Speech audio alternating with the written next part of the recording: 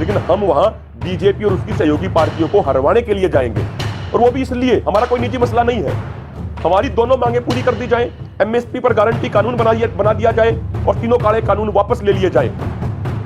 तो उसके बाद हमें कोई दिक्कत नहीं है, हमारी दोनों मांगे पूरी की जाए।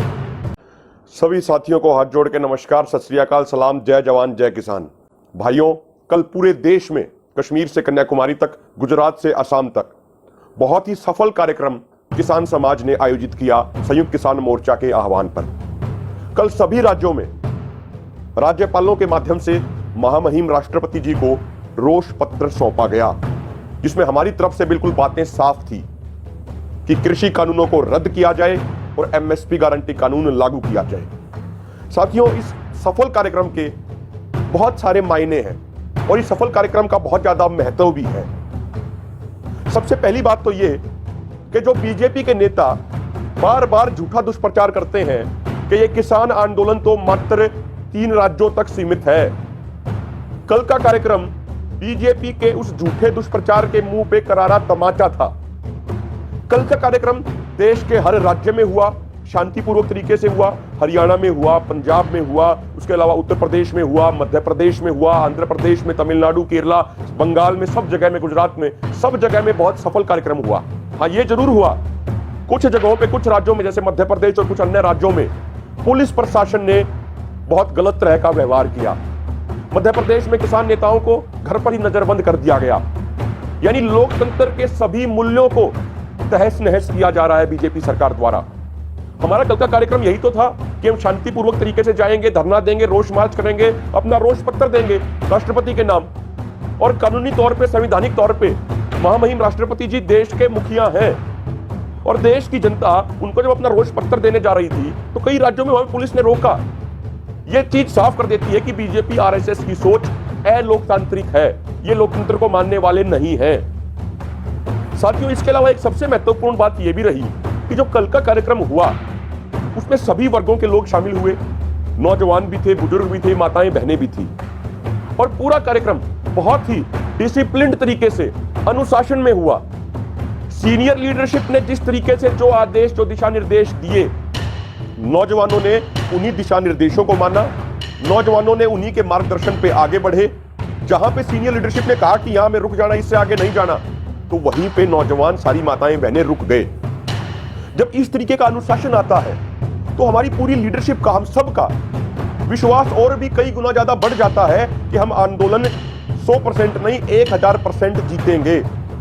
युद्ध के मैदान में नौजवान भाइयों वही सेना जीतती है जो अपने सेनापति पे पूरा विश्वास रखे, जो अपने सेनापति के दिशा निर्देश पर आगे बढ़े।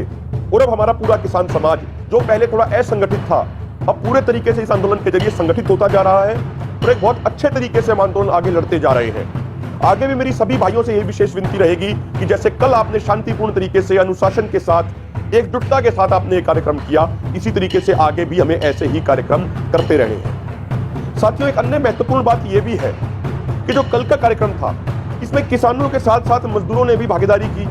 इसमें जो और वर्ग हैं, जो डायरेक्ट खेती किसानी से नहीं जुड़े हुए, जो शहरी लोग हैं, उन्होंने भी बड़े पैमाने पे इन कार्यक्रमों में भागीदारी की। क्योंकि जो वर्ग, चाहे व्यापारी वर्ग की बात करें, चाहे मजदूर वर्ग की बात करें, ये सभी वर्ग मोदी सरकार से बहुत परेशान हैं। और अब धीरे धीरे तमाम वर्गों का विश्वास इस किसान आंदोलन में लगातार बढ़ता जा रहा है। उन सबको ये लग रहा है कि ये किसान आंदोलन ही है जो देश का सुनहरा भविष्य बनाएगा। उन सबको विश्वास है कि ये किसान आंदोलन ही, ये किसान समाज ही मोदी सरकार के तुगलकी फरमानों पर रोक लगाएगा।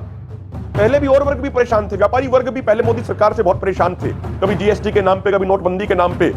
लेकिन पहले वो आवाज नहीं उठा पा रहे थे सही तरीके से। नौजवान भी परेशान थे। ये सरकार 2 करोड़ रोजगार देने का वादा करके आई थी और पिछले 1 साल में 12 करोड़ रोजगार खत्म कर दिए,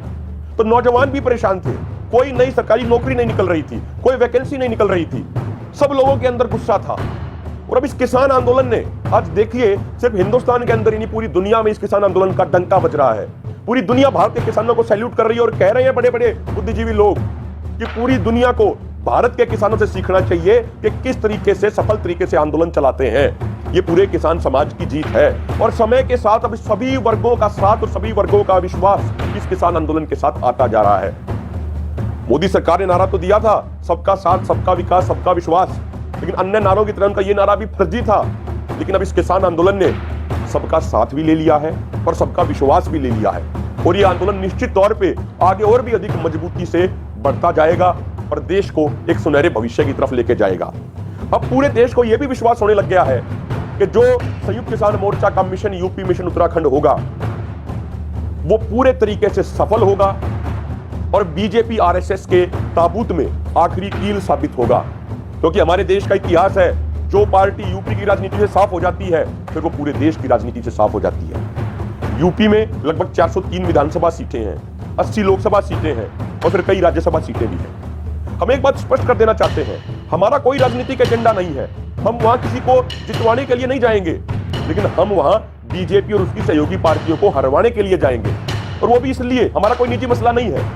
हमारी दोनों मांगे पूरी कर दी जाए, एमएसपी पर गारंटी कानून बना दिया जाए और तीनों काले कानून वापस ले लिए जाए, तो उसके बाद हमें कोई दिक्कत नहीं है। हमारी दोनों मांगे पूरी की जाए और हम दोनों मांगे पूरी करवाने के लिए ही मिशन यूपी और मिशन उत्तराखंड करेंगे और ये हम पूरे देश को विश्वास दिलाते हैं। पूरी दुनिया के कोने कोने में जहां भारत के हमारे भाई बैठे हैं, किसान भाई हैं, किसान परिवारों से हैं, हम उनको विश्वास दिलाते हैं कि संयुक्त किसान मोर्चा के नेतृत्व में ये मिशन यूपी मिशन उत्तराखंड का कार्यक्रम इतना सफल होगा कि जो बीजेपी पिछली बार यूपी के अंदर 300 से अधिक सीटें लेके आई थी, वो बीजेपी अब की बार दोहरे अंकों का आंकड़ा नहीं छू पाएगी, वो बीजेपी 10 का आंकड़ा नहीं छू पाएगी। यूपी के लोग, उत्तराखंड के लोग बीजेपी के लोगों को गांव में नहीं घुसने देंगे और जो बूथ एजेंट होते हैं, जो पार्टियों के झोले पकड़ के बैठते हैं, उत्तर प्रदेश उत्तराखंड के गांव में बीजेपी को एक सिंगल आदमी भी नहीं मिलेगा जो इनका झोला पकड़ के बैठ के बूथ एजेंट बन जाए।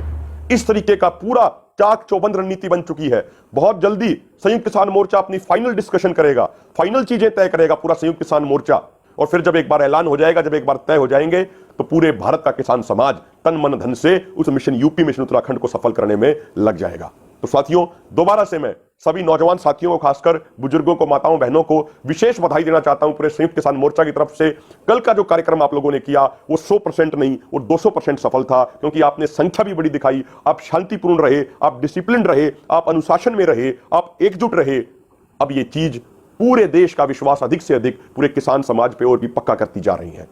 और अंत में ये कहना चाहूंगा, जो हमारे पूरी किसान एकता मोर्चा की टीम है, इस टीम का विशेष धन्यवाद देना चाहेंगे। ये टीम जगह जगह जाके दिन रात मेहनत करके जो भी आंदोलन की छोटी छोटी से लेकर बड़ी घटनाएं होती हैं वो पूरे देश ही नहीं दुनिया के हर कोने तक पहुंचाती हैं और भारतवर्ष के लोग जो अलग अलग देशों में बैठे हैं, जहां जॉब करते हैं, उन तक भी आवाज पहुंचाते हैं। इसीलिए इस किसान एकता मोर्चा की टीम पे आप अपना आशीर्वाद बनाए रखिए और आशीर्वाद का एक ही तरीका है, इस पेज को अधिक से अधिक लाइक करते रहिए, इन वीडियोज को अधिक से अधिक शेयर करते रहिए, अधिक से अधिक कमेंट कीजिए, कोई आपका सुझाव भी हो। यही चीजें आपकी हमारे सबके लिए, इस पूरी किसान एकता मोर्चा टीम के लिए, पूरे संयुक्त किसान मोर्चा की टीम के लिए आशीर्वाद का काम करेंगी। जय जवान, जय किसान, जय भारत, जय हिंद।